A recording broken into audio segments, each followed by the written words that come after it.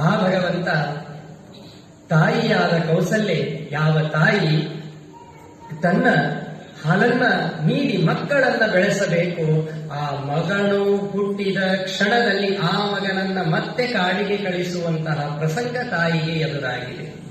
ದಶರಥ ಅಂತಾರಂತೆ, ಇಲ್ಲ ನನ್ನ ಮಕ್ಕಳೇನೋ ಬೇಡ ಅಂತ. ರಾಮಚಂದ್ರ ದೇವರಂತಾರೆ, ಅಪ್ಪ ಯಾಕೆ ಯೋಚನೆ ಮಾಡ್ತೀಯ, ನಾನು ಹೊರಡುತ್ತೇನೆ ಅಂತ. ಇಂತಹ ಮಕ್ಕಳಿರಬೇಕು.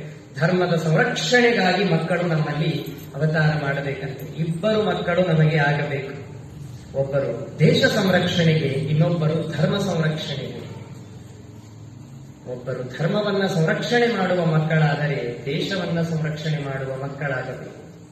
ಒಬ್ಬ ವೃದ್ಧೆಗೆ 4 ಜನ ಮಕ್ಕಳಿದ್ರಂತೆ ಪಾಪ. ಮೊದಲನೆಯ ಮಗುವನ್ನ ದೇಶವನ್ನ ಕಾಯಲಿಕ್ಕೆ ಬಿಟ್ಲಂತೆ. ಬಿಟ್ಟು ಕೆಲವು ದಿವಸದಲ್ಲೇನೆ ನಿನ್ನ ಮಗ ತೀರಿ ಹೋದ ಯುದ್ಧದಲ್ಲಿ ಅಂತ ವಾರ್ತೆ ಬಂದಿದೆ. ಎರಡನೆಯ ಮಗನನ್ನ ಕಳಿಸಿದಳಂತೆ ಮತ್ತೆ ದೇಶವನ್ನ ಕಾಯಲಿಕ್ಕೆ. ಸ್ವಲ್ಪ ದಿನಗಳ ನಂತರ ಮತ್ತೆ ಸುದ್ದಿ ಬಂತು, ನಿನ್ನ ಎರಡನೆಯ ಮಗನೂ ಸತ್ತು ಹೋದ ಯುದ್ಧದಲ್ಲಿ ಅಂತ. ಮೂರನೆಯ ಮಗನನ್ನ ಕಳಿಸಿದಳಂತೆ. ಕೆಲವೊಂದು ದಿನಗಳು ಕಳೆದ ನಂತರದಲ್ಲಿ ಮೂರನೆಯ ಮಗುವೂ ಕೂಡ ಸತ್ತು ಹೋಯಿತು ಅನ್ನುವ ವಾರ್ತೆ ಬಂತಂತೆ. ಊರಿನ ಎಲ್ಲ ಜನರು ಸೇರಿ ಹೇಳಿದರಂತೆ, ನಾವು ಇವನೊಬ್ಬನೇ ಮಗ, ಇವನನ್ನು ಕಳಿಸಬೇಡ, ಇವನನ್ನು ಕಳೆದುಕೊಂಡ್ರೆ ನಿನಗೆ ಯಾರ ಗತಿ, ಗಂಡ ಬೇರೆ ಇಲ್ಲ, ಏನ್ ಮಾಡ್ತೀಯ, ಬೇಡ ಅಂತ. ಇಲ್ಲ ಅಂತ ಹಠ ಹಿಡಿದು ಮತ್ತೆ ಮಗುವನ್ನ ದೇಶದ ರಕ್ಷಣೆಗೆ ಕಳಿಸಿದಳಂತೆ. ಕೆಲವು ದಿನಗಳ ನಂತರ ಆ ಮಗುವೂ ಕೂಡ ತೀರಿ ಹೋಯಿತು ಎನ್ನುವ ಸುದ್ದಿ ಬಂತಂತೆ. ಜೋರಾಗಿ ಅಳಲಿಕ್ಕೆ ಪ್ರಾರಂಭ ಮಾಡಿದಳು. ಎಷ್ಟು ಗಟ್ಟಿಯಾಗಿ ಅಳ್ತಾ ಇದ್ದಾಳೆ ಅಂದ್ರೆ ಊರಿನ ಎಲ್ಲ ಜನರು ಸೇರಿದರಂತೆ. ಊರಿನ ಗೌಡ ಬಂದು ಕೇಳಿದ, ನಿನಗೆ ಮೊದಲನೆಯದಾಗೇನೆ ಹೇಳಿದ್ದೇವಲ್ಲ, ಈ ಬೇಡ, ಕಳೆದುಕೊಂಡರೆ ನಿನಗೆ ಯಾರೂ ಕೂಡ ಗತಿ ಇಲ್ಲ ಅಂತ ಹೇಳಿದ್ದೇವಲ್ಲ. ಅಂದರೆ ಆ ವೃದ್ಧೆ ಅಂತಾಳೆ, ನಾನು ಮಗುವನ್ನ ಕಳೆದುಕೊಂಡೆ ಅಂತ ಅಳ್ತಾ ಇಲ್ಲ, ಮತ್ತೆ ದೇಶದ ಸಂರಕ್ಷಣೆಗೆ ಕಳಿಸಲಿಕ್ಕೆ ಇನ್ನೊಬ್ಬ ಮಗ ಇಲ್ಲಲ್ಲ ಅಂತ ಅಳ್ತಾ ಇದ್ದೇನೆ ಅಂತಂತಾಳೆ ಆ ವೃದ್ಧೆ. ಆದರೆ ಇವತ್ತು ನಾವು ಬ್ರಾಹ್ಮಣರಾಗಿ ಹುಟ್ಟಿ ಧರ್ಮದ ಸಂರಕ್ಷಣೆಯನ್ನ ಮಾಡಲಿಕ್ಕಾಗಿ ಬದುಕ್ತಾ ಇರುವಂತಹ ನಾವು ಎಷ್ಟು ಮಕ್ಕಳನ್ನ ಧರ್ಮದ ಸಂರಕ್ಷಣೆಯ ಕಡೆ ಬೆಳೆಸ್ತಾ ಇದ್ದೇವೆ, ಧರ್ಮದ ದಾರಿಯಲ್ಲಿ ನಮ್ಮ ಮಕ್ಕಳನ್ನ ಎಷ್ಟು ಬೆಳೆಸ್ತಾ ಇದ್ದೇವೆ ಅರ್ಥ ಮಾಡಿಕೊಳ್ಳಿ. ಮುಂದಿನ ಸಮಾಜದಲ್ಲಿ ಮಕ್ಕಳು ನಮಗೆ ಇವತ್ತೇ ಕೈ ಮೀರಿ ಹೋಗಿದ್ದಾರೆ. ಮುಂದಿನ ಸಮಾಜದಲ್ಲಿ ಮಕ್ಕಳು ತಮ್ಮಂದಿರಲ್ಲೇನೆ ಹೊಡೆದಾಡಿಕೊಳ್ಳುವ ಪ್ರಸಂಗ ಬರ್ತದೆ. ನಿಮಗೆ ನೀಡುವಂತಹ ಒಂದು ಎಳ್ಳೂ ಕೂಡ ಅವರ ಕೈಯಿಂದ ಮುಟ್ಟದೇ ಇರುವ ಪ್ರಸಂಗ ಬರುತ್ತದೆ. ಮಕ್ಕಳನ್ನ ಬೆಳೆಸಿ, ಪ್ರೀತಿ ಇರಲಿ, ಮಮಕಾರ ಇರಲಿ, ಆ ಮಕ್ಕಳಿಗೆ ಸರಿಯಾದ ಮಾರ್ಗದಲ್ಲಿ CBSE ಇರಲಿ, ಬೇಡ ಅನ್ನೋದಿಲ್ಲ. ಆದರೆ ಮಕ್ಕಳನ್ನ ಧರ್ಮದ ತಳಹದಿಯಲ್ಲಿ ಬೆಳೆಸಿ. ಅದನ್ನೇ ರಾಮಚಾರಿತ್ರ್ಯ ಮಂಜರಿಯ ಮೊದಲನೆಯ ಶ್ಲೋಕದ ಮೊದಲನೆಯ ಸಾಲಿನ ವರ್ಣನೆ ಆ ನಿಟ್ಟಿನಲ್ಲಿ ಕೊಟ್ಟಿದ್ದಾರೆ. ಕೇವಲ ದಶರಥನಿಗೆ ರಾಮ ಹುಟ್ಟಿದ, ಅಯೋಧ್ಯೆಯಲ್ಲಿ ಹುಟ್ಟಿದ ಇದರ ಅರ್ಥ ಅಲ್ಲ, ಒಳಗಡೆ ಇರುವ ಮರ್ಮ ಇದು. ಮಕ್ಕಳನ್ನ ಪ್ರೀತಿಯಿಂದ ಬೆಳೆಸಿ. ಆದರೆ ಮಕ್ಕಳನ್ನ ಶ್ರೀಮಂತಿಕೆಯ ಸೋಗಿನಲ್ಲಿ ಬೆಳೆಸಬೇಡಿ. ಹಣದ ಸೋಗಿನಲ್ಲಿ ಮಕ್ಕಳನ್ನ ಬೆಳೆಸಿದರೆ ಮಕ್ಕಳು ಶ್ರೀಮಂತರಾಗ್ತಾರೆ.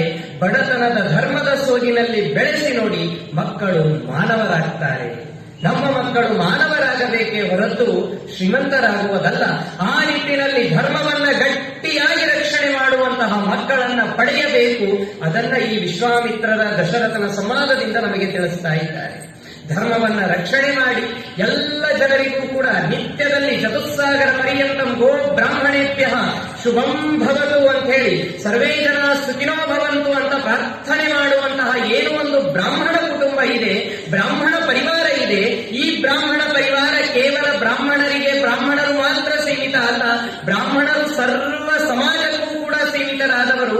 ಸಮಸ್ತವಾದ ಜಗತ್ತು, ಸಮಸ್ತವಾದಂತಹ ಸಮಾಜ, ಸಮಸ್ತವಾದ ಲೋಕಗಳು ಇವತ್ತು ಶ್ರೇಯೋಭಿವೃದ್ಧಿಯಲ್ಲಿ ಬೆಳೆಯಬೇಕು ಅನ್ನುವುದಾದರೆ ಬ್ರಾಹ್ಮಣನ ಪ್ರಾರ್ಥನೆ ಜೊತೆಗಿದ್ದರೆ ಮಾತ್ರ ಬೆಳೀತದೆ. ಹಾಗಂತ ಉಳಿದ ಧರ್ಮಗಳನ್ನ ತಿರಸ್ಕರಿಸುವುದು ಅಲ್ಲ.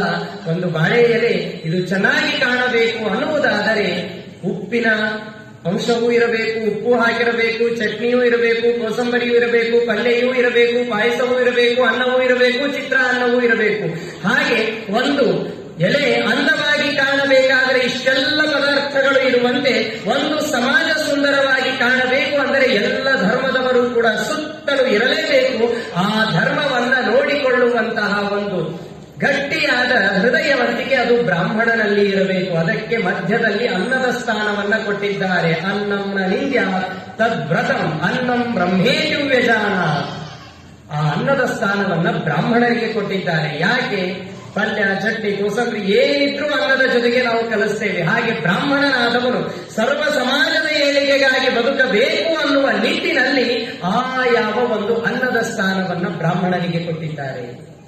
ಹೀಗೆ ಕ್ಷತ್ರಿಯನಾದವ ಕೇವಲ ಬ್ರಾಹ್ಮಣನು ತಪಸ್ಸು ಧರ್ಮಾಚರಣೆಯಲ್ಲಿ ಸಮಾಜವನ್ನ ಸಂರಕ್ಷಣೆ ಮಾಡಿದರೆ ತನ್ನ ಬಾಹುಬಲದಿಂದ ಇಡೀ ದೇಶವನ್ನ ಸಂರಕ್ಷಣೆ ಮಾಡುವಂತಹ ಹೊಣೆ ಅದು ಕ್ಷತ್ರಿಯನಿಗೆ ಅಂತ. ಆ ನಿಟ್ಟಿನಲ್ಲಿ ಕ್ಷತ್ರಿಯ ದೇಶದ ಸಂರಕ್ಷಣೆ ಮಾಡಬೇಕು.